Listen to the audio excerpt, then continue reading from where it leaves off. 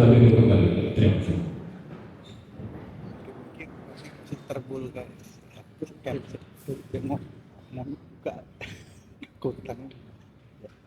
Sidang perkara pidana nomor 301 dari PP dari 2006 Pengadilan Negeri Jakarta Timur bukan terdakwa sesuai dengan penundaan persidangan lalu hari ini pendapat dari penuntut umum atas perlawanan dari terdakwa dipersilakan. Ya sebentar, sebelum ini ya dilanjutkan, kemarin masih ada surat permasalahan ulang, silakan. Ada ini, air.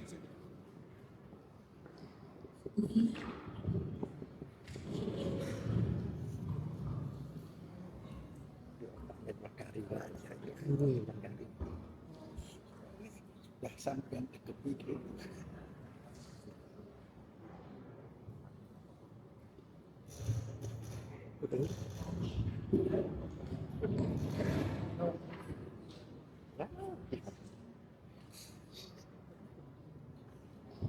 Kita jaga.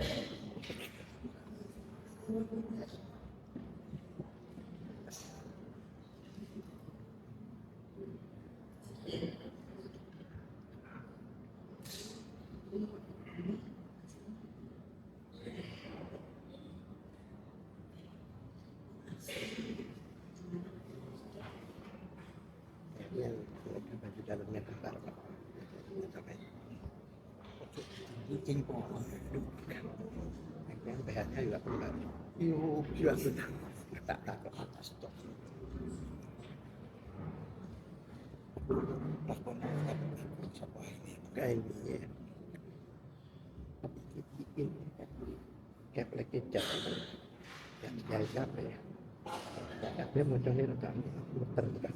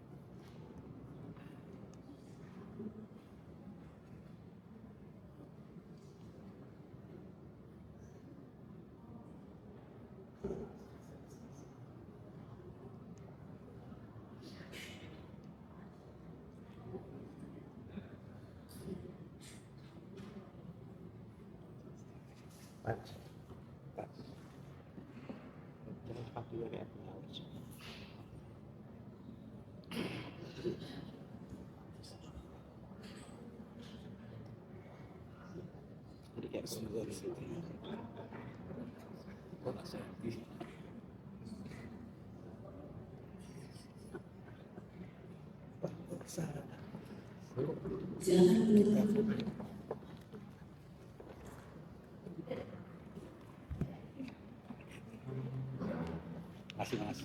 Terima kasih untuk kesempatan ini.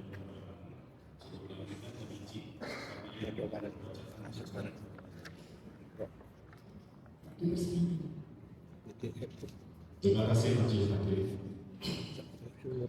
Kejaksaan Negeri Jakarta Selatan demi keadilan dan kebenaran berdasarkan ketuhanan yang Maha Esa. Tanggapan atau jawaban yang sah penuntut umum atas nota perlawanan eksepsi tim advokat atau kuasa hukum terdakwa Dr. Tim Fauzia Tiasuma dalam perkara pidana nomor register perkara PDN garis datar 133/N-1/2/06/2026.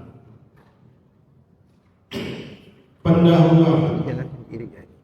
Majelis Hakim yang kami muliakan, tim advokat kuasa hukum yang kami hormati, serta sidang yang kami muliakan, bahwa ketertiban hukum dan tegaknya keadilan material tidak dapat disandera oleh formalisme hukum yang manipulatif, apalagi oleh lompatan logika yang sengaja dibangun untuk mengaburkan fakta pidana. Penuntutan perkara aku merupakan wujud nyata dari kewenangan absolut negara melalui asas dominus litis. yang melekat pada penuntut umum guna merespon tindakan terdakwa yang secara sadar, berlanjut, dan melawan hukum telah mencederai integritas data informasi publik, menyebarkan berita bohong, serta memicu disrupsi sosial di ruang cyber.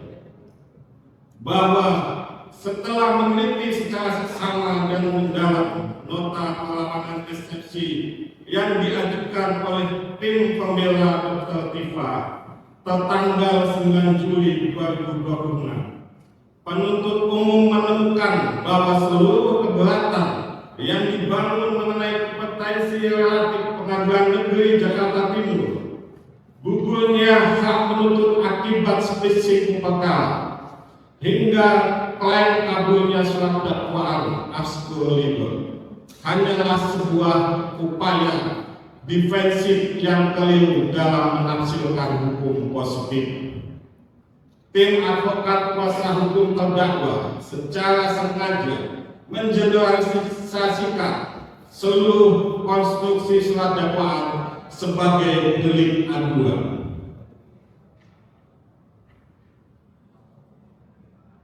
Sebagai delik aduan murni, mengabaikan eksistensi delik biasa, official delik yang bersifat absolut dalam Undang-Undang Informasi dan Teknologi Informasi, serta memaksakan materi pokok pembuktian perkara untuk dinilai prematur dalam ranah kebenaran formil.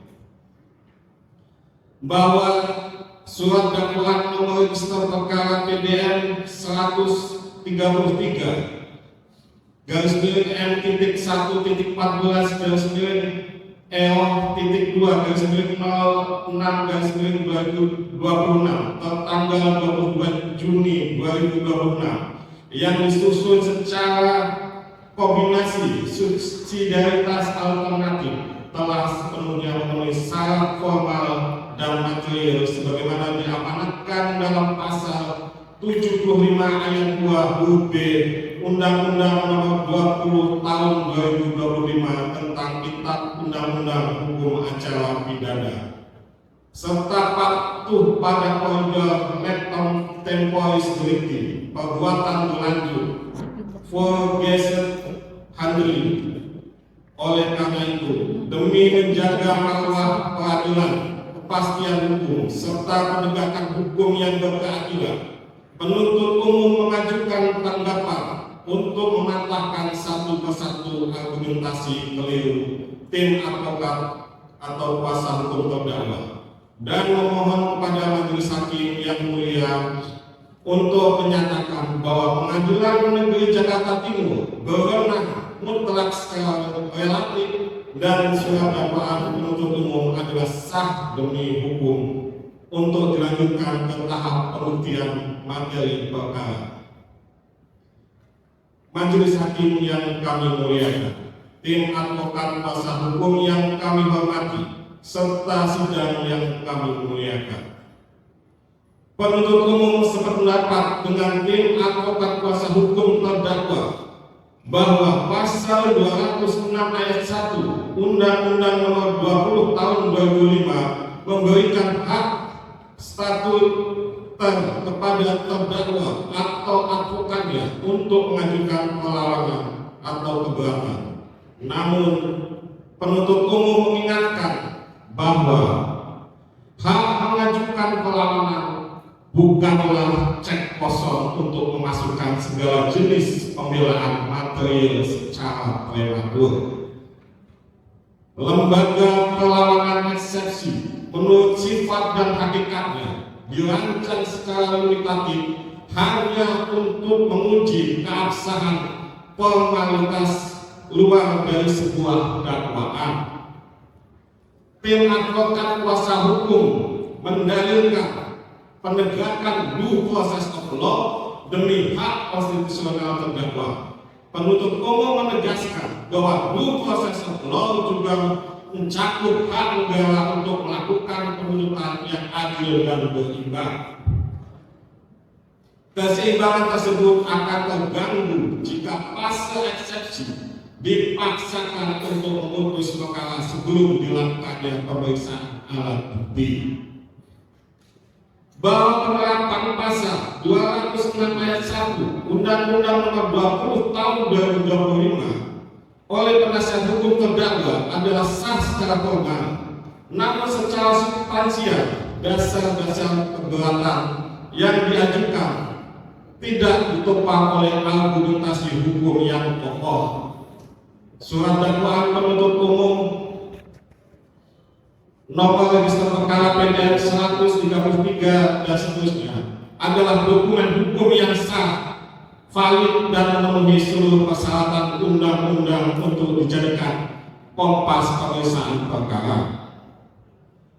Bahwa setelah membaca, meneliti dan menganalisa nota perlawanan eksepsi dari tim pembela terdakwa Dr. Tifa tertanggal 9 Juli 2026, melalui kesempatan ini kami selaku penuntut umum menyampaikan apresiasi atas nota perlawanan eksepsi yang diajukan oleh tim advokat kuasa hukum terdakwa Dr. Fauzia Tiasuma. Membela hak terdakwa merupakan esensi dari due process of law. Namun, setelah menelaah secara seksama seluruh dalil keberatan tersebut, kami menemukan adanya lompatan logika hukum, logika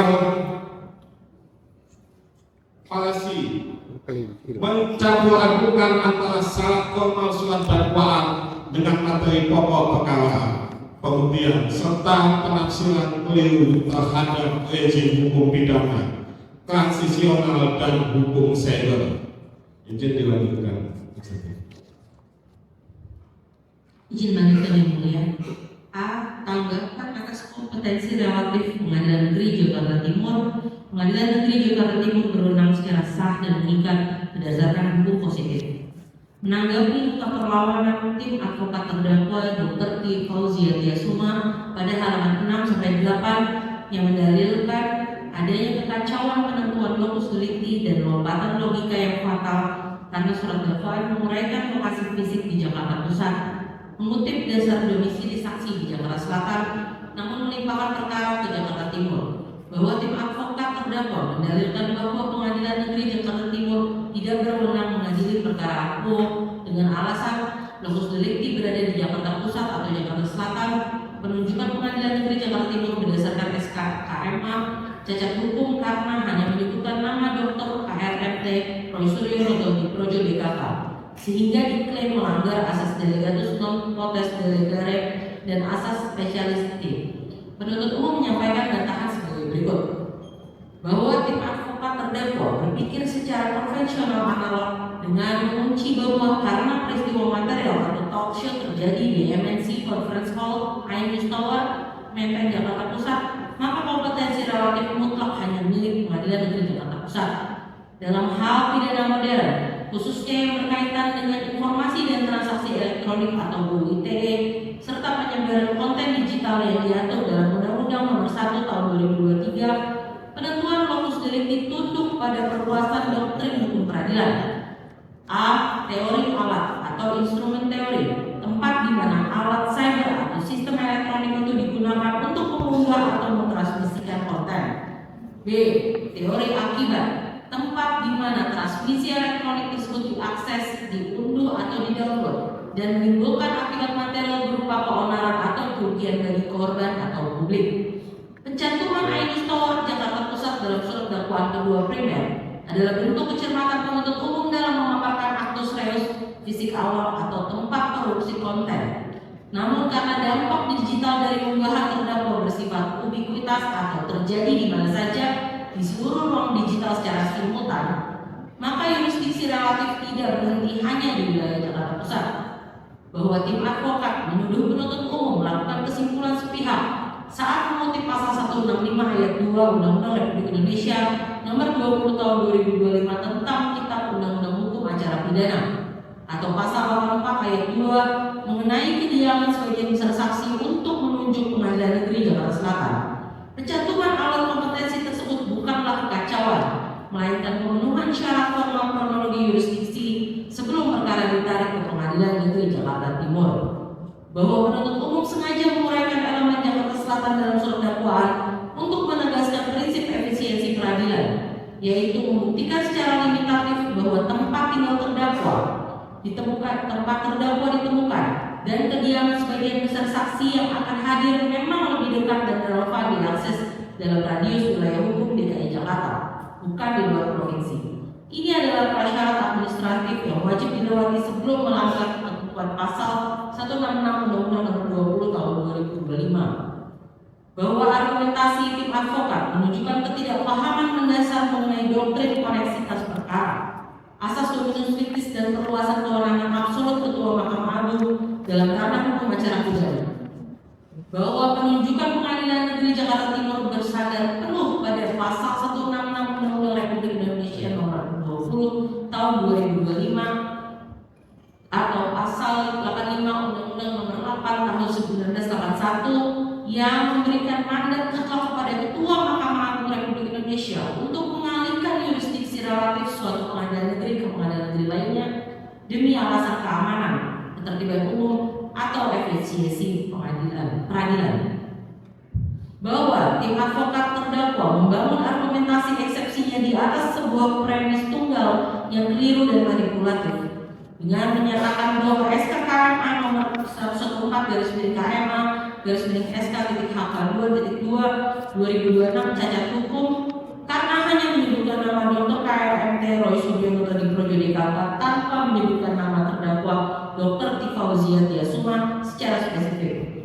Penuntut umum meminta majelis hakim yang mulia untuk memeriksa secara langsung dokumen otentik SKKMA tersebut, di mana kebenaran material dan formal dari dokumen tersebut secara nyata mematahkan kebohongan eksepsi terdakwa. Meskipun pada bagian judul atau kepala SKKMA menggunakan singkatan DKK demi penyederhanaan administrasi, namun pada bagian diktum memutuskan menetapkan pertama dan kedua Ketua Mahkamah Agung Republik Indonesia secara terang benderang tertulis dan legal menjatuhkan pertama menunjuk Pengadilan Negeri Jakarta Timur untuk memeriksa dan memutus perkara pidana atas nama terdakwa Dr. KRMT Roy Suryo Todiprojo dan Dr. Tifauzia Tiasuma dengan ditemukannya fakta bahwa nama terdakwa Dr. Tifauzia Tiasuma tertulis secara eksplisit dalam amar penetapan SKKMA, maka seluruh argumentasi penasihat hukum mengenai ketidakjelasan subjek hukum gugur demi hukum. Bahwa asas delegatus non potest delegare bermakna bahwa seorang delegator atau penerima wewenang tidak boleh melimpahkan kembali wewenang tersebut kepada pihak lain atau subdelegasi. Dalam kasus ini, Ketua Mahkamah Agung tidak mendelegasikan wewenangnya kepada siapapun. Ketua Mahkamah Agung menggunakan kewenangan atributif asli dari undang-undang untuk menunjuk langsung Pengadilan Negeri Jakarta Timur. Pengadilan Negeri Jakarta Timur kemudian melaksanakan kewenangan yurisdiksi tersebut secara mandiri bukan sebagai delegasi dan delegasi. Bahwa berdasarkan pasal 1 angka 22 junto pasal 11 dan pasal 12 Undang-Undang Nomor 30 Tahun 2014 tentang administrasi pemerintahan mengatur secara rigid pemisahan antara sumber wewenang atribusi, delegasi, dan mandat sebagaimana pasal 11 ayat 1 Undang-Undang Nomor 30 Tahun 2014 mengatur mengenai kewenangan atribusi diberikan kepada badan dan atau pejabat pemerintah oleh Undang-Undang Dasar Negara Republik Indonesia tahun 1945 atau Undang-Undang. Karena Ketua Mahkamah Agung memperoleh wewenang menunjuk Pengadilan Negeri Jakarta Timur langsung dari undang-undang, maka tindakan Ketua Mahkamah Agung adalah tindakan atributif. Doktrin delegatus non potest delegare atau penerima delegasi tidak boleh mendelegasikan lagi demi hukum tidak dapat diterapkan karena Ketua Mahkamah Agung bertindak sebagai pemberi kuasa pertama berdasarkan mandat undang-undang, bukan sebagai pihak yang menerima delegasi kekuasaan. Bahwa asas spesialite atau spesialitas mensyaratkan bahwa suatu tindakan hukum atau keputusan administrasi harus merujuk pada objek dan urusan yang spesifik. SKKMA nomor 114 tahun 2026 telah memenuhi unsur ini secara sempurna karena secara limitatif menyebutkan nomor pasal perkara, peristiwa hukum penyebaran materi elektronik yang dimaksud, serta mengunci subjek hukum utamanya. Penyebutan DKK mempertegas spesifikasi bahwa seluruh orang yang terlibat dalam berkas perkara berlanjut atau atau berkaitan tersebut ditarik ke Pengadilan Negeri Jakarta Timur. Pasal 52 dan pasal 56 Undang-Undang Nomor 30 Tahun 2014 tentang Administrasi Pemerintahan menetapkan syarat sahnya sebuah keputusan badan atau pejabat pemerintahan, yaitu wajib memenuhi syarat kewenangan, syarat prosedur, syarat substansi. Syarat substansi terpenuhi apabila objek keputusan tersebut sudah jelas, pasti dan dapat ditentukan. Asas spesialistik ini menghendaki agar setiap ketetapan tata usaha negara memiliki spesifikasi urusan yang jelas dan tidak mengambang. SKKMA AKPO telah memenuhi asas ini secara paripurna karena keputusan tersebut secara limitatif mengunci surat permohonan dari 3 instansi dalam bentuk Kepala Kejaksaan Negeri Jakarta Selatan, Kepala Kepolisian Resort Metro Jakarta Selatan, dan Ketua Pengadilan Negeri Jakarta Selatan. Menjelaskan klaster perkara cyber yang dimaksud dan menyebutkan nama kedua terdakwa secara lengkap. Tidak ada ruang ambiguitas sedikit pun yang dapat merugikan hak pembelaan terdakwa. Dengan demikian, dalil nota perlawanan dari tim advokat terdakwa mengenai kompetensi relatif adalah argumen yang lahir dari ketidakcermatan membaca dokumen negara, cacat logika, dan mengada-ada. Surat keputusan Ketua Mahkamah Agung Republik Indonesia nomor 144 tahun 2026 adalah sah dan berlaku mengikat bagi terdakwa. Oleh karena itu, Pengadilan Negeri Jakarta Timur secara hukum berwenang mutlak untuk memeriksa, mengadili, dan memutus perkara terdakwa Dr. Fauzia Tiasuma. Keberatan terdakwa harus ditolak seluruhnya. B. Tanggapan atas dakwaan tidak dapat diterima karena pencabutan pengaduan SP3 terlapor lain atau hak menuntut negara tidak gugur atas asas ondel bareng fatwa tidak dapat diaplikasikan pada delik biasa. Menanggapi nota perlawanan atau eksepsi tim advokat terdakwa Dr. Fauzia Tiasuma pada bab 3 halaman 8 sampai 11 yang mendalilkan bahwa hak menuntut negara telah gugur demi hukum akibat adanya perdamaian dan pencabutan pengaduan terhadap terlapor lain, yaitu saksi Edi Sujana dan saksi Damai Hari Lubis, berdasarkan asas penerbangan fatwa atau sifat tidak terbagi-baginya pengaduan X pasal 79 ayat 4 Undang-Undang RI nomor 20 tahun 2025, junto pasal 24 Undang-Undang RI nomor 1 tahun 2023, penuntut umum menyampaikan tanggapan untuk menolak seluruh dalil tersebut dengan dasar hukum sebagai berikut. Tanggapan yuridis penuntut umum bahwa tim advokat atau kuasa hukum terdakwa membangun silogisme keliru dengan menyatakan bahwa karena kasus ini bermula dari satu laporan polisi yang sama atau satu kesatuan aduan oleh saksi IR Haji Joko Widodo, maka berdasarkan asas ondel bareng fatwa atau sifat tidak terbagi-baginya pengaduan X pasal 24 nomor 1 tahun 2023, pencabutan laporan terhadap saksi Edi Sujana, saksi Damai Hari Lubis otomatis menggugur hak menuntut terdakwa Dr. Fauzia Tiasuma. Akan dilanjutkan yang mulia. Mohon izin melanjutkan majelis bahwa argumentasi ini mengandung cacat konseptual yang fatal karena mencoba menggeneralisasi seluruh isi surat dakwaan sebagai delik aduan absolut. Bahwa berdasarkan surat dakwaan penuntut umum menggunakan struktur surat dakwaan kombinasi yaitu sebagai berikut: A. Delik biasa pasal 32 Undang-Undang Informasi dan Transaksi Elektronik atau ITE, pasal 35 Undang-Undang Informasi dan Transaksi Elektronik atau ITE, dan pasal 126 Undang-Undang Nomor 1 Tahun 2023 tentang KUHP yang tidak dapat diberikan oleh pencabutan laporan oleh pihak manapun. Sifat hukum atas pencabutan aduan tidak berdampak dan negara tetap wajib melakukan penuntutan demi ketertiban umum. B. Delik aduan pasal 433 dan pasal 434 KUHP nasional yang dapat digugurkan jika pencabutan memenuhi syarat subjektif objektif penuh. Gugur bagi pasal aduan spesifik jika ada penyelesaian restoratif yang sah. Bahwa karakteristik dari biasa yaitu dakwaan pertama, ketiga, dan keempat yang diajukan oleh penuntut umum memuat klausul pelanggaran pasal 32 dan pasal 35 Undang-Undang Nomor 11 Tahun 2008 tentang informasi dan transaksi elektronik junto Undang-Undang Nomor 1 Tahun 2024 tentang perubahan kedua atas Undang-Undang Nomor 11 Tahun 2008 tentang informasi dan transaksi elektronik serta pasal 126 ayat 1 Undang-Undang Nomor 1 Tahun 2023 tentang KUHP nasional. Pasal-pasal tersebut adalah delik biasa yang menempatkan negara melalui penuntut umum sebagai representasi kepentingan publik untuk melanjutkan penuntutan tanpa bergantung pada kehendak delik aduan absolut. Sifat tidak dapat dibagi-baginya pengaduan hanya bekerja pada ranah delik aduan murni. Bahwa tindakan siber yang didakwakan kepada terdakwa didasarkan pada 5 unggahan spesifik dari akun media sosial milik terdakwa sendiri. Meskipun kasus ini bermula dari satu nomor laporan polisi yang sama untuk 8 orang pelapor, secara teknis digital tindakan pengunggahan atau uploading konten oleh terdakwa adalah perbuatan material yang berdiri sendiri atau mandiri dan menghasilkan footprint digital yang terpisah dari 23 unggahan dari terdakwa KRF Terorisme Noto Budi Projo dalam perkara lain, saksi Egy Sujana, saksi Rismon Sianipar atau saksi Damai Arya Lubis. Bahwa pencabutan laporan terhadap saksi Egy Sujana DKK dalam mekanisme restoratif justice bersifat subjektif individual dan tidak otomatis menghapus sifat melawan hukum dari tindakan siber yang berdiri sendiri yang dilakukan oleh terdakwa Andi Fauziah Tiasuma. Bahwa tim advokat terdakwa mencoba menggiring opini bahwa ini adalah sengketa kehormatan pribadi atau delik aduan.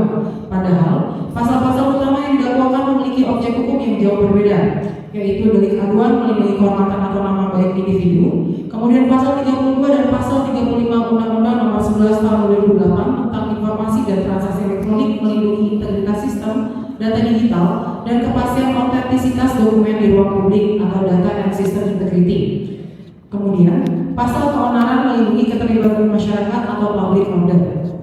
Karena terdakwa didakwa memanipulasi data elektronik dan menyebarkan konten yang berdampak luas pada keterlibatan publik, perbuatan tersebut sudah bergeser dari sekedar menyerang nama baik pribadi menjadi kejahatan terhadap publik. Oleh karena itu, perdamaian antara pelapor dengan terlapor lain tidak bisa menghapus tindak pidana publik yang diduga dilakukan oleh terdakwa. Bahwa tim advokat terdakwa perlu mencermati lebih lanjut pasal 79 ayat 4 Undang-Undang Nomor 20 Tahun 2025 tentang KUHP yang secara eksplisit berbunyi, pencabutan laporan atau pengaduan sebagaimana dimaksud pada ayat 2 hanya dapat dilakukan setelah pelaku memenuhi seluruh kesepakatan. Kata pelaku di sini bermakna ganti kata ganti orang yang bersifat tunggal dan spesifik mengacu pada subjek hukum yang melakukan upaya pemulihan. Keadilan restoratif bukanlah peranata hukum untuk membuktikan suatu laporan polisi secara kolektif, melainkan insentif hukum yang diberikan secara individual atas itikat baik subjek hukum tertentu. Karena terdakwa Andi Fauziah Tiasuma tidak pernah melakukan perdamaian dan memenuhi kesepakatan pemulihan dengan korban, maka terdakwa tidak berhak menuntut persamaan perlakuan hukum atas SP3 milik orang lain. Bahwa tim advokat menuduh penuntut umum melakukan rekayasa kualifikasi dan melanggar batas objek laporan dengan merujuk pada putusan Mahkamah Agung Nomor 176K /2021. Argumen ini tidak berdasar hukum karena jurisprudensi putusan Mahkamah Agung Nomor 176K /2021 berlaku untuk perkara yang murni bersumber dari delik aduan pencemaran nama baik konvensional yang kemudian dipaksakan menjadi delik biasa tanpa adanya perbuatan material siber yang baru. Bahwa putusan Mahkamah Konstitusi Nomor 105/PUU/Data 12 Romawi/2024 menguji batasan merasa orang lain pada pasal 27A Undang-Undang ITE atau penghinaan. Sementara itu terdakwa dijerat dengan pasal 35 Undang-Undang Nomor 11 Tahun 2008 tentang informasi dan transaksi elektronik atau manipulasi data elektronik seolah otentik. Rasio di sini dari pasal 35 bukanlah melindungi nama baik, melainkan melindungi integritas data publik dan keamanan cyber atau data and system integrity. Ketika ijazah publik seorang pejabat negara dimanipulasi di ruang cyber, perbuatan tersebut secara otomatis bergeser dari sengketa privat menjadi delik cyber murni yang bersifat publik. Bahwa perkara yang sama harus diputus sama apabila subjek hukumnya berada dalam posisi dan tindakan prosedur yang sama. Saksi Egy Sujana DKK berada dalam status perkara dihentikan karena mereka menggunakan hak proseduralnya untuk berdamai lewat restoratif justice. Terdakwa Andi Fauziah Tiasuma secara sadar menolak atau tidak menempuh jalur tersebut, menyamakan perlakuan hukum antara subjek yang kooperatif atau berdamai dengan subjek hukum yang tidak berdamai justru merupakan bentuk ketidakadilan yang nyata.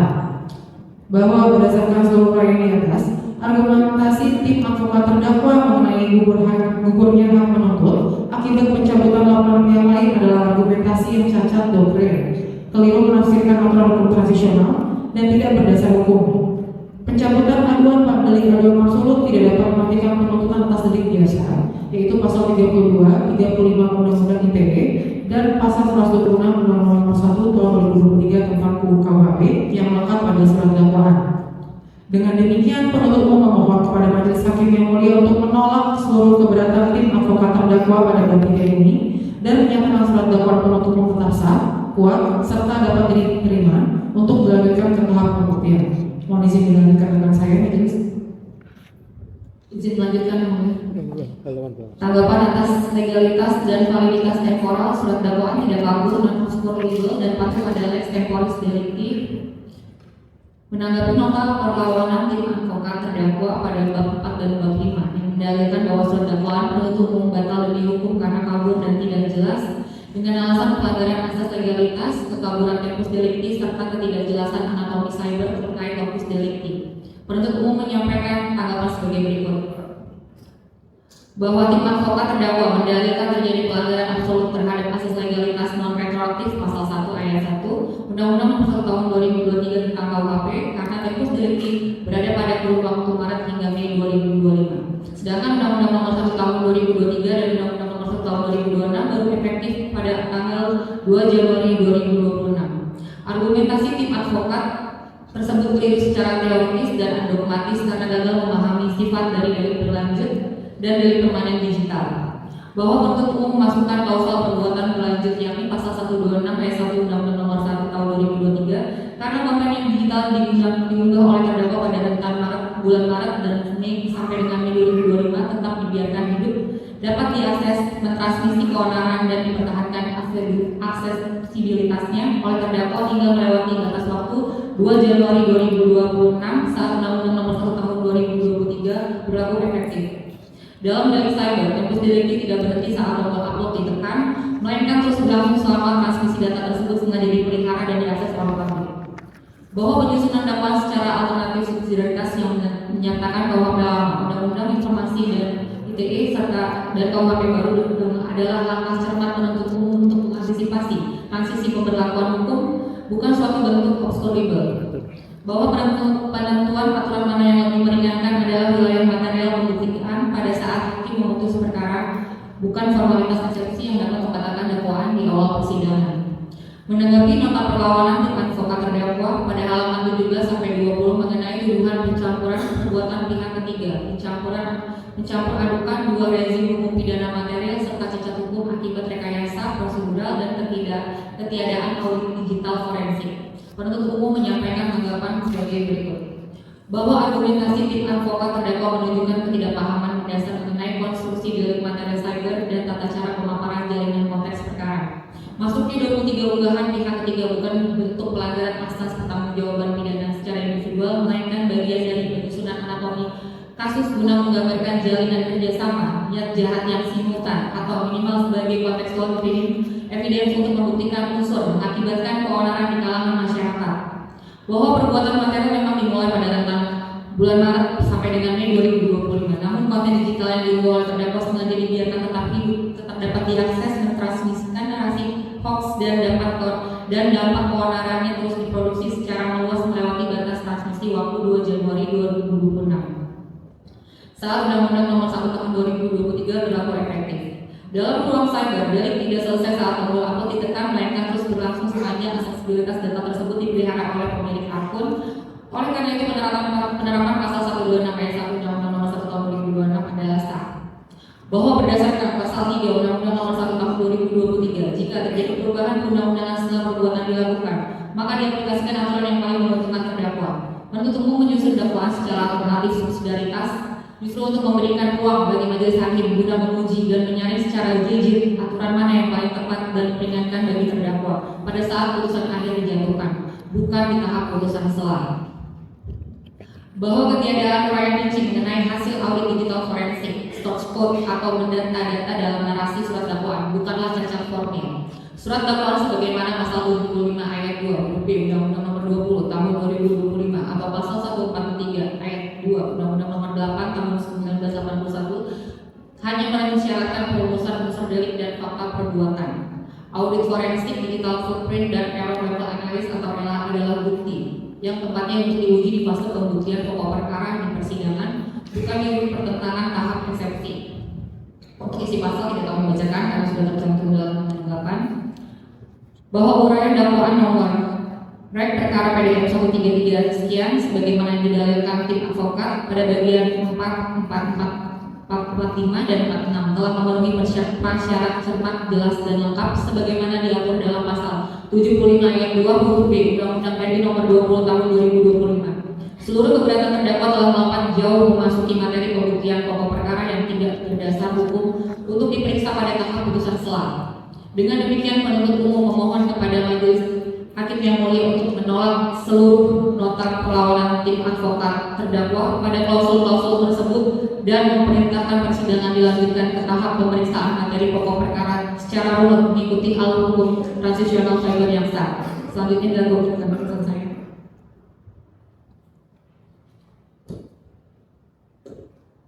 Mohon izin lanjutkan saja. D. Tanggapan atas dalil error in objecto dan ketiadaan legal standing atau tafsir keliru atas karakteristik hukum cyber. Menanggapi nota perlawanan atau eksepsi di penasihat hukum terdakwa Dr. Fauzia Tiasuma pada halaman 21 sampai 23 yang mendalilkan adanya error in objecto dan ketiadaan legal standing pelapor atau saksi Insinyur Haji Joko Widodo dalam penerapan pasal 32 ayat 1 Undang-Undang Nomor 11 Tahun 2008 tentang Informasi dan Teknologi Transaksi Elektronik atau ITE dengan argumen bahwa pemilik sah data elektronik tersebut adalah saksi Dian Sandi. Penuntut umum menyampaikan tanggapan berdasarkan doktrin hukum cyber serta peraturan perundang-undangan yang berlaku sebagai berikut.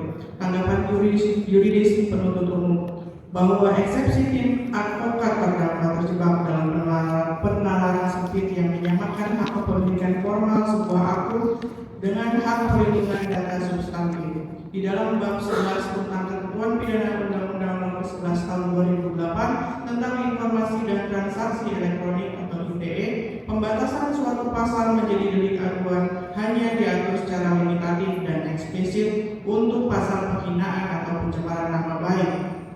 Karena pasal 32 dan pasal 35 tidak memuat klausul hanya dapat dituntut atas dasar pengaduan, maka secara otomatis demi hukum kedua pasal tersebut berstatus sebagai delik biasa.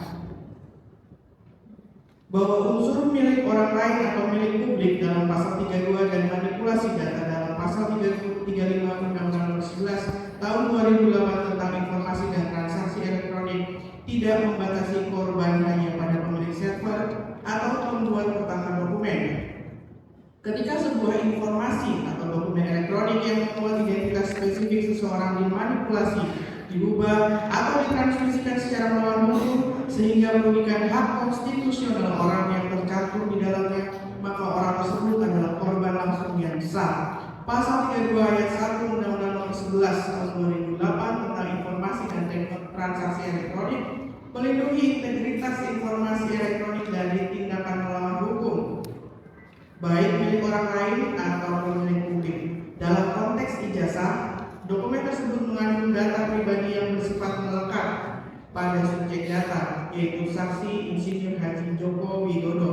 Ditinjau dari pasal 1 angka 4 Undang-Undang Nomor 27 Tahun 2022 tentang perlindungan data pribadi, saksi Insinyur Haji Joko Widodo adalah subjek data pribadi, yaitu orang perseorangan yang padanya melekat data pribadi termasuk riwayat pendidikan atau ijazah. Bahwa saksi Insinyur Haji Joko Widodo adalah pihak yang mengalami kerugian material dan imaterial secara langsung akibat dimanipulasinya informasi atau dokumen elektronik yang menyangkut identitas dirinya.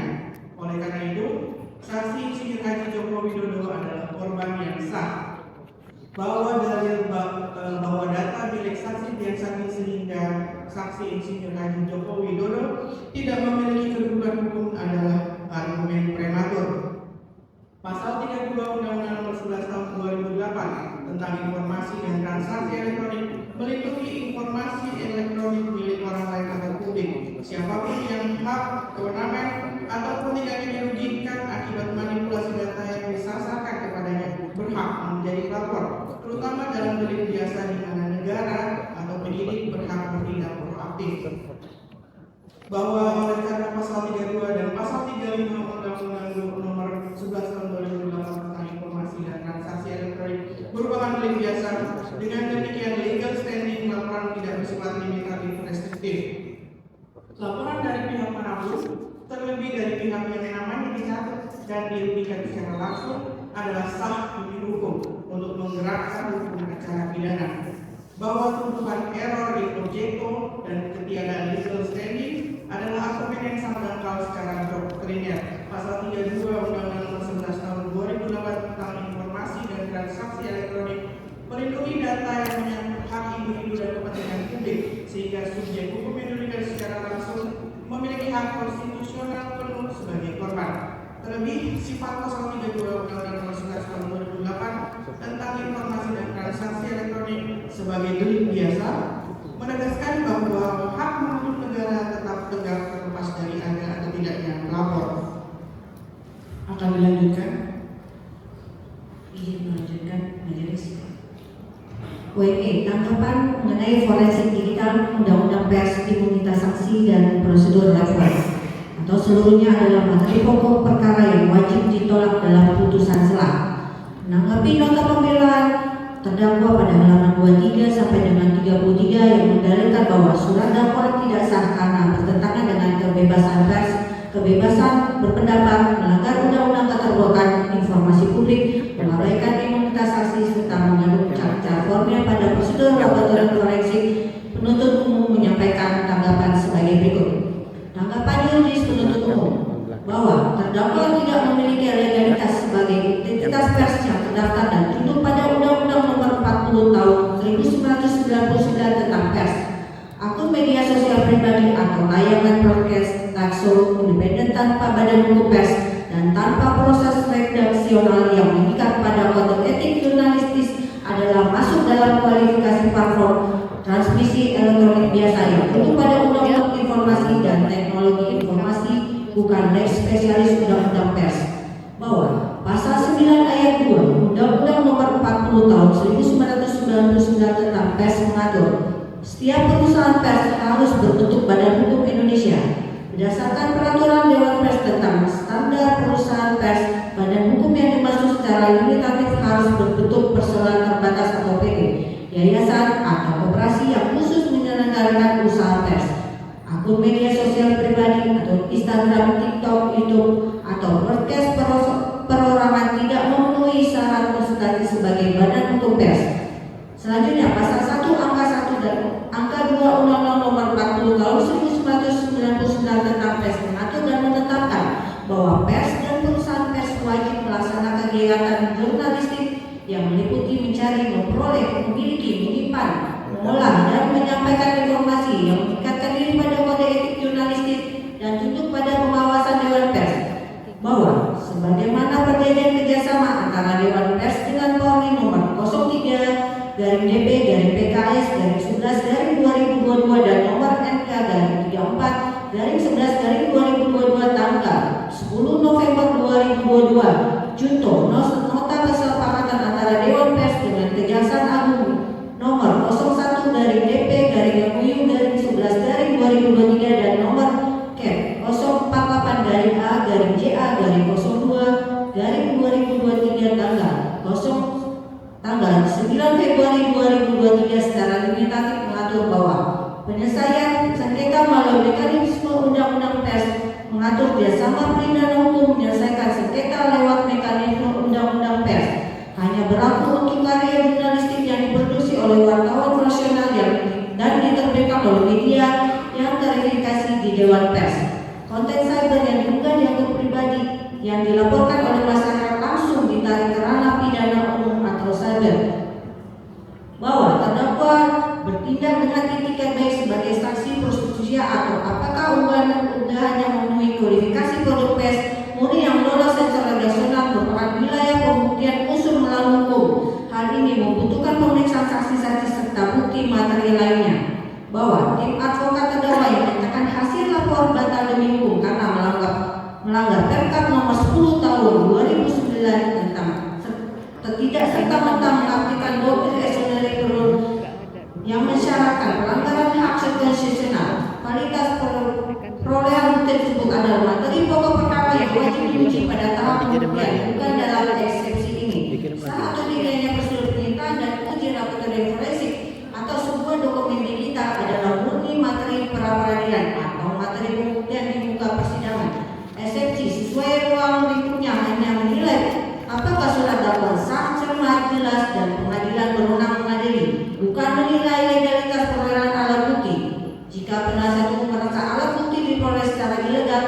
tanggung untuk menggugurkannya adalah pada syarat pembuktian awal, bukan melalui eksepsi.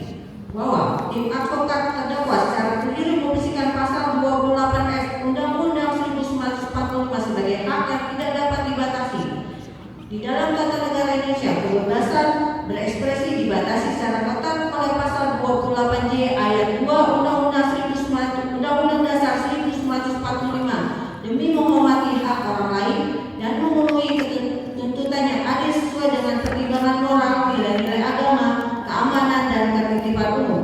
Kebebasan berpendapat tidak pernah memberikan legalitas bagi siapapun untuk melakukan manipulasi dokumen elektronik dan menyebarkan berita bohong yang memicu keonaran secara berkelanjutan. Bahwa tim advokat terdakwa keliru memakai forum sengketa undang-undang keterbukaan informasi publik jika masyarakat atau terdakwa merasa hak informasi atau ijazah tersebut dihambat oleh badan hukum dan izin. Badan publik dalam hal ini adalah Universitas Gadjah Mada dan KPU.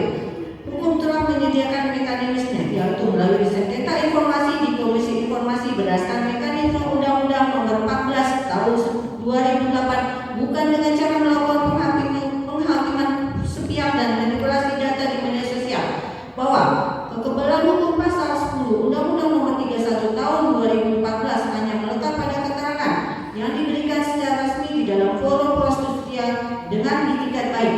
Dakwaan penuntut umum menyasar 28 unggahan media sosial di mana terdakwa memberikan hak klaim transmisi data dan opini sebelum atau di luar kapasitasnya saat diperiksa secara BAP.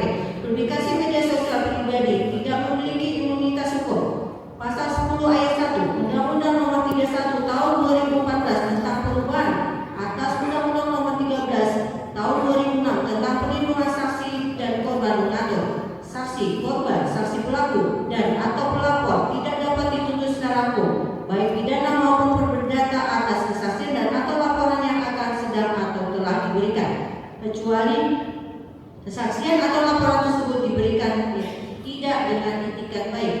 Berdasarkan ketentuan tersebut di atas, aktivitas menyebarkan opini, brand dan hasil analisis mandiri di media sosial pribadi bukanlah bentuk kesaksian atau laporan komparatif yang dimaksud oleh undang-undang. Platform digital pribadi adalah ranah publik cybermurni, bukan forum sosial.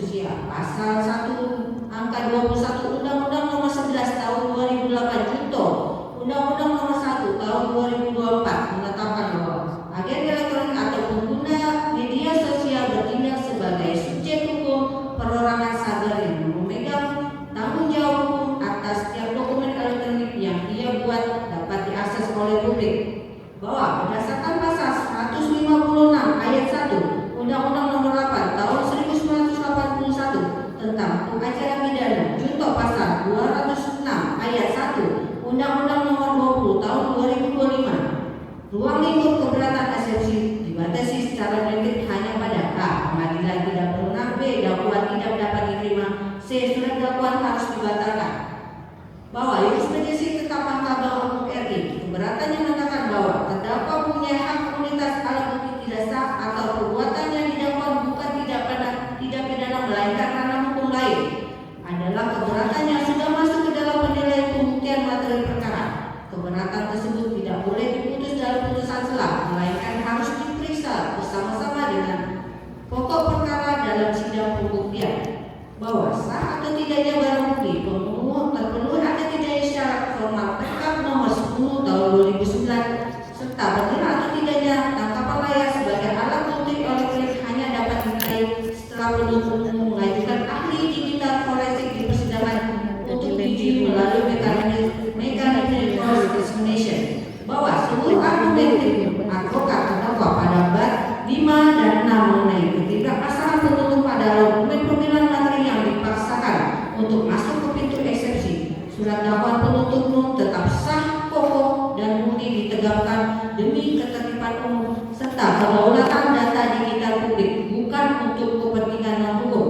Dengan demikian, penuntut umum memohon kepada Majelis Hakim Pengadilan Negeri Jakarta Timur yang mulia untuk menolak seluruh keberatan tim advokat terdakwa pada klausul surat dakwaan tidak sah karena bukan untuk kepentingan penegakan hukum untuk seluruhnya dan memerintahkan agar sidang dilanjutkan dengan agenda pemeriksaan materi pokok perkara. Bagian 2 kesimpulan. Majelis Hakim yang kami muliakan, tim advokat dan juga terdakwa yang kami hormati serta sidang yang kami muliakan.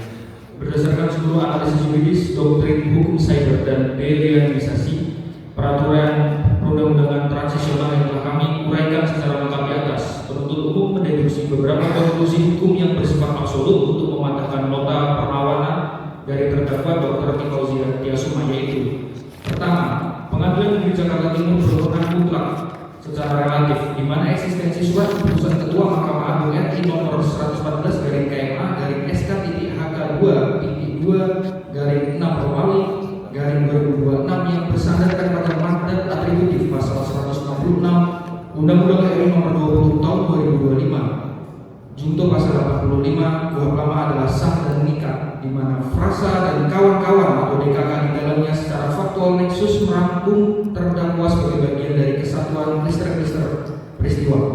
Dalil pelanggaran asas spesialitet dan delegatus non potes delegare merupakan sesat pikir konseptual karena Mahkamah Agung menggunakan kewenangan asli undang-undang demi efisiensi peradilan.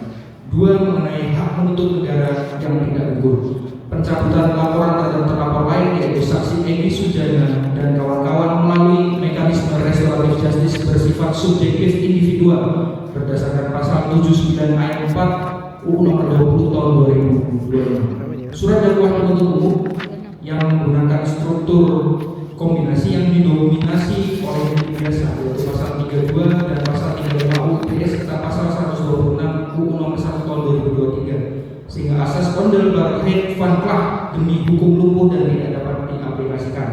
3. Surat dakwaan sah, cermat, jelas, lengkap dan tidak obskur juga. Surat dakwaan telah memenuhi standarisasi rumusan pasal 75 ayat 2 huruf B UU nomor 20 tahun 2025 kuhap baru junto pasal 143 ayat 2 kuhap lama. Penerapan pasal 126 ayat 1 UU nomor 1 tahun 2023 adalah konstitusional berdasarkan doktrin continuous digital crime, mengingat terdakwa secara sadar memelihara aksesibilitas konten manipulatif tersebut melintasi batas transisi berlakunya KUHP nasional, yaitu 2 Januari 2026. 4. Legal standing pelapor valid dan bebas dari error dan objektif. Saksi Insinyur Haji Joko Widodo adalah data subjek atau korban langsung yang hak konstitusional dan data pribadinya melekat secara inheren pada objek ijazah yang dimanipulasi oleh terdakwa.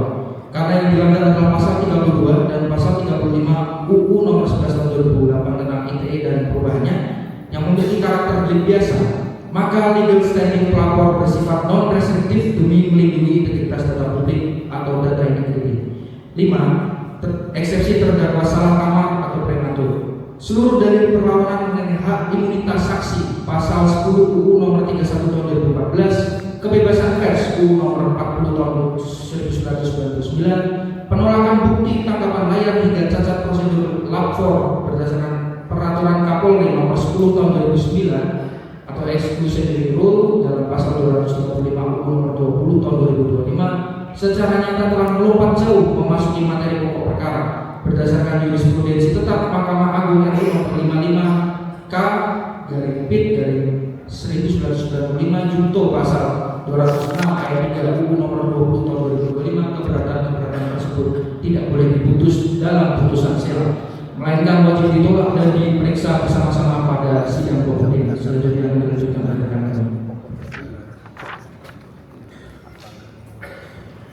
Izin yang melanjutkan ini, majelis hakim yang memuliakan, tim advokat kuasa hukum kami hormati beserta sidang yang kami muliakan. Berdasar kesimpulan deduksi yang telah dibawakan di atas, kami penuntut umum dalam perkara ini memohon kepada majelis hakim Pengadilan Negeri Jakarta Timur yang mulia yang memeriksa mengadili dan memutus perkara aku untuk berkenan menjatuhkan putusan sela dengan amar sebagai berikut: 1. Menolak seluruh perlawanan eksepsi dari terdakwa dan tim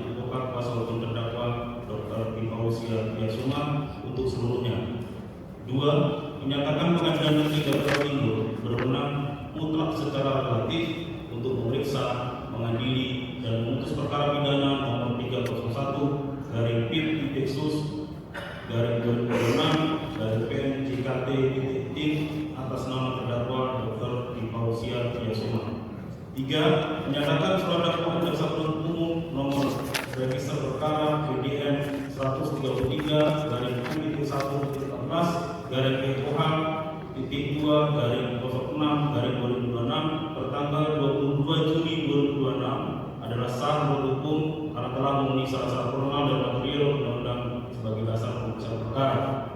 4. Memerintahkan agar pemeriksaan perkara pidana atas nama terdakwa Dr. Fauziah Yesuma dilanjutkan ke tahap pemeriksaan materi pokok perkara dengan melakukan pembuktian di persidangan. Demikian tanggapan atau jawaban jaksa penuntut umum ini kami bacakan dan serahkan dalam sidang kali ini Kamis 16 Juni 2026 tim jaksa penuntut umum selesai. Mohon izin yang ada beberapa yang kami poin halaman 10 dan halaman 11. Maju ya, berbahaya.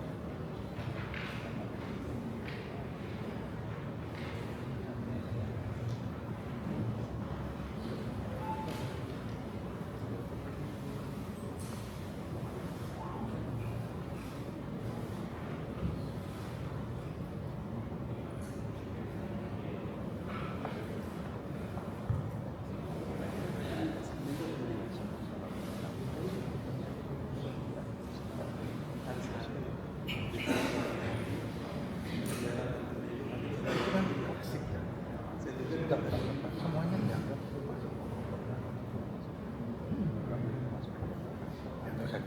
Yang saya tangkap ya.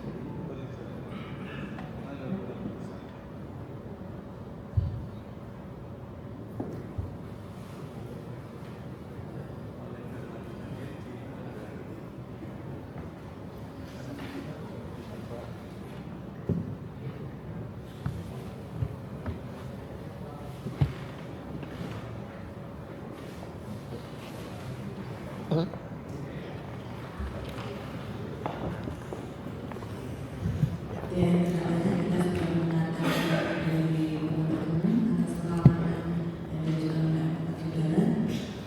Yang Bila nanti majelis akan mengambil keputusan sebelum yang mulia, aksi nggak bunyi ini. Sebentar, yang mulia. ini kan ada yang kemarin sudah kami pasang, ada sudah dicek kembali. Ternyata ada beberapa yang menyerahkan fotokopi kartu anggota Denmas atas nama Dr. M. Taufik dengan Pak Wirawan Magna, Wirawan. dan Andika. Mungkin kalau sudah mengerti silakan. Siapa? Pak Dr. M. Taufik.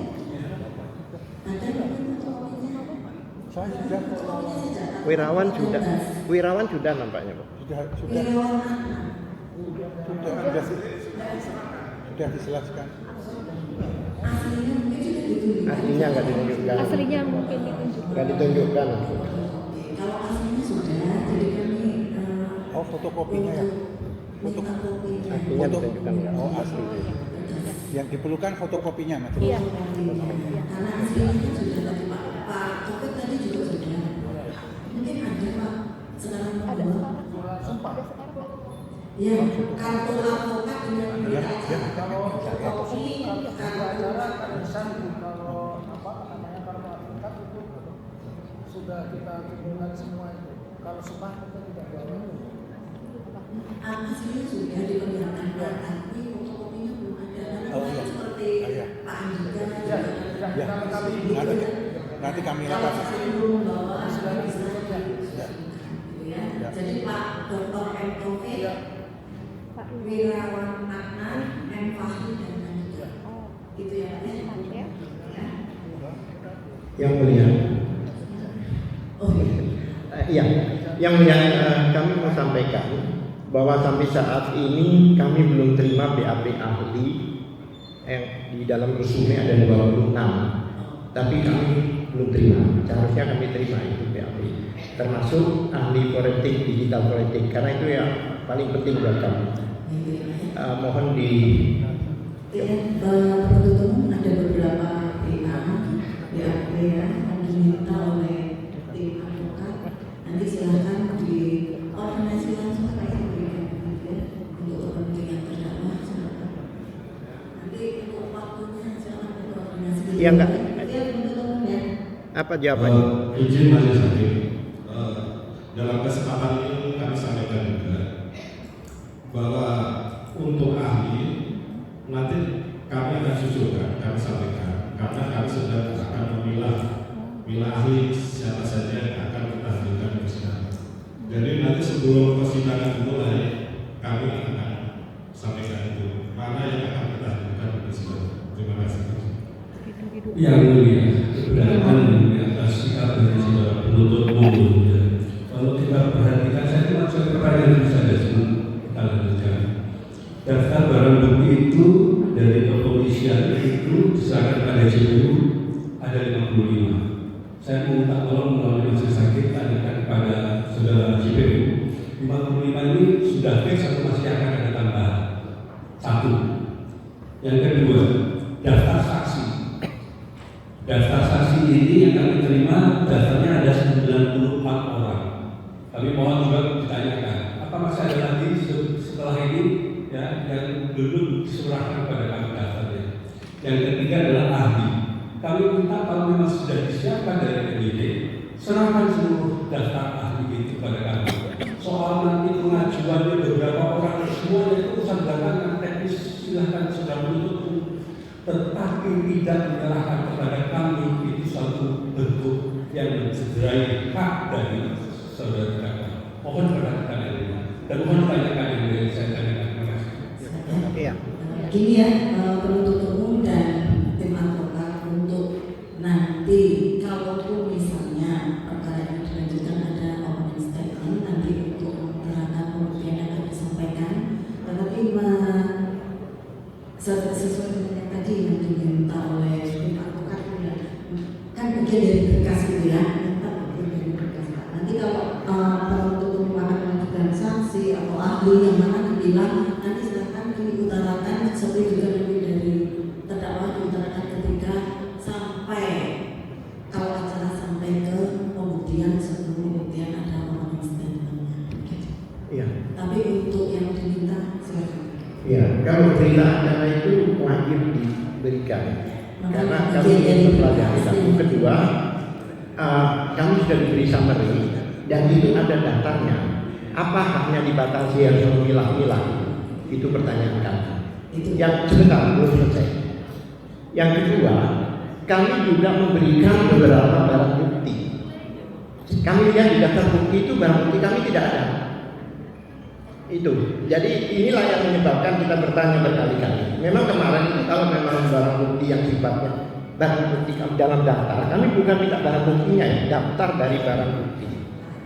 Silakan diberikan daftar barang bukti dengan Ya. BAP tadi Pak ya. Kami akan barang bukti. Ahli dengan ahli ahlinya ada BAP ahli dan barang bukti dari kami yang kami, karena saya sendiri yang menyerahkan pada waktu itu ke penyidik. Mohon izin daftar barang bukti dengan BAP ahli yang diminta karena bagian dari berkas. Kemarin kan yang saksi sudah diberikan. Ini yang koordinasi untuk waktu pemberiannya, gitu ya. mohon izin majelis hakim, mohon izin untuk memberikan kesempatan kepada kami untuk memberikan tanggapan juga, karena dari penasihat hukum kan sudah berbicara, tentunya kita juga harus memberikan tanggapan supaya majelis hakim nanti memberikan keputusan secara bijaksana.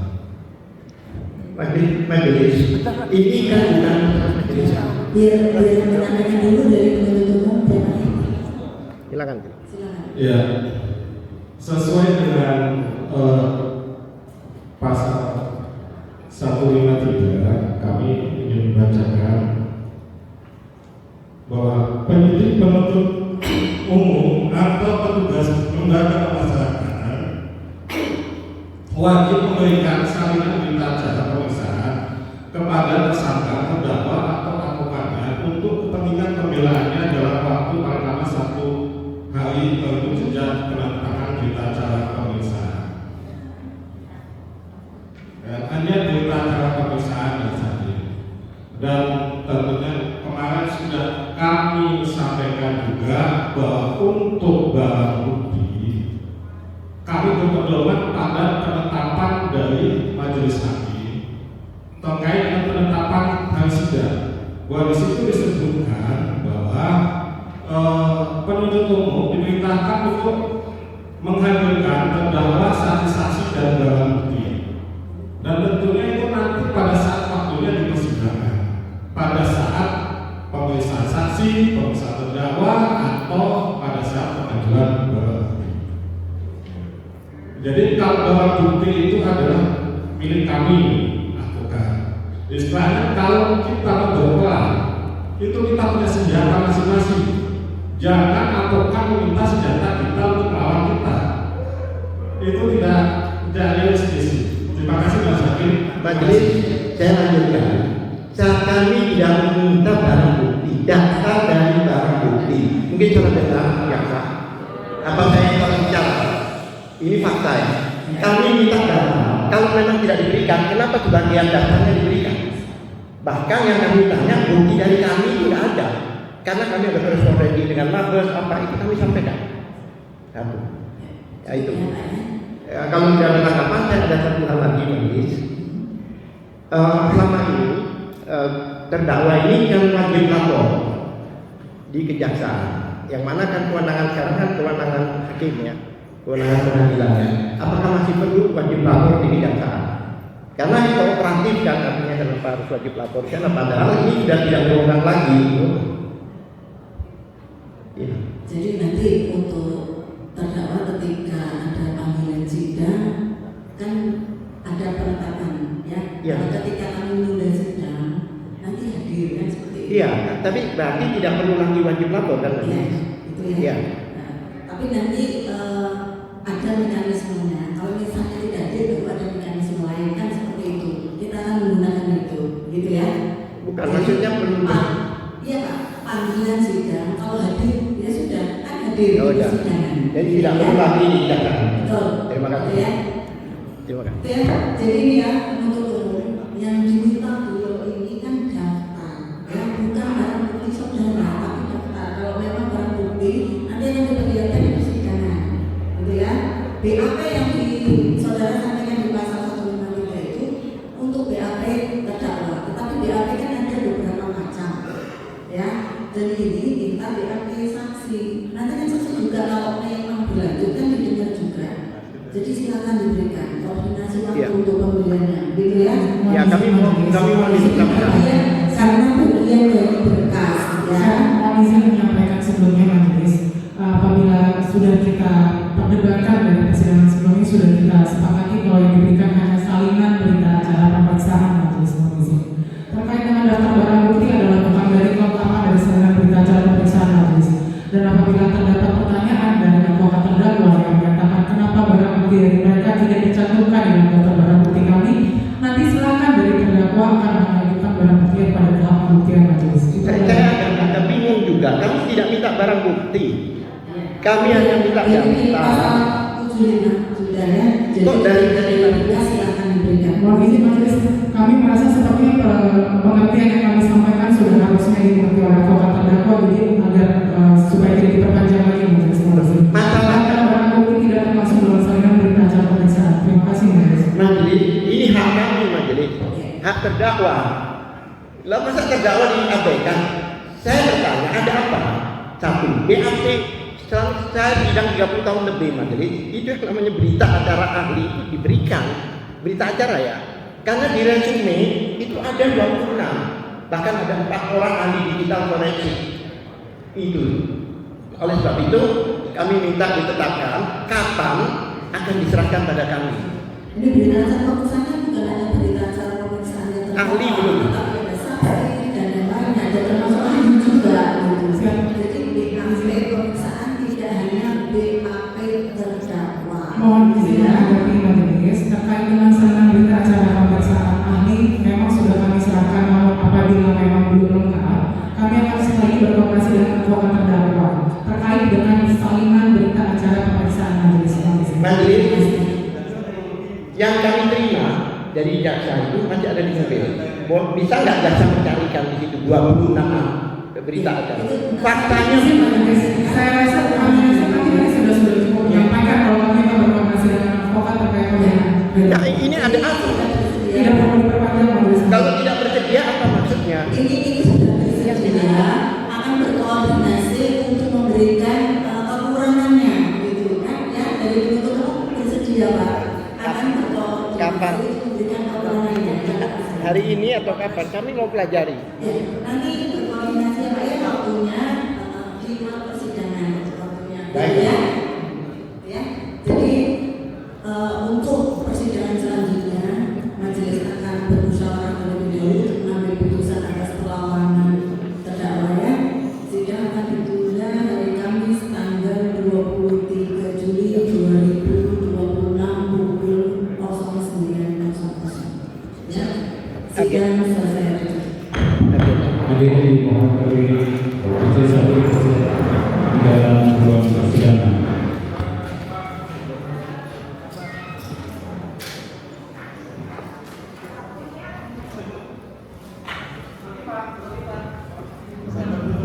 Persidangan telah selesai.